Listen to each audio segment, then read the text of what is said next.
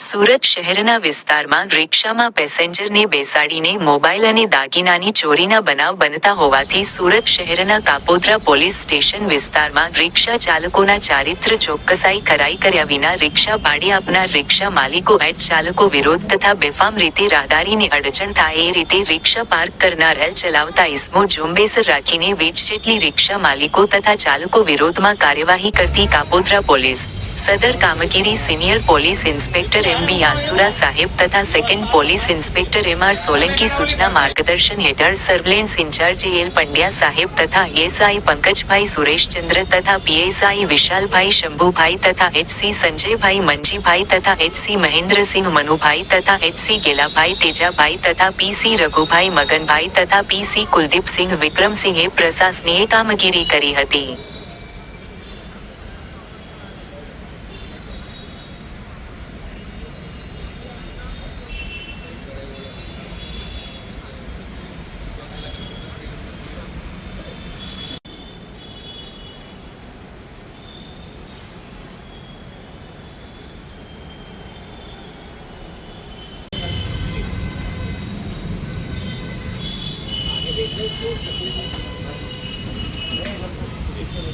વિશાલે મોકલ્યા નહીં મોકલ્યા તમને બતાવું મોકલી દીધા આવ્યા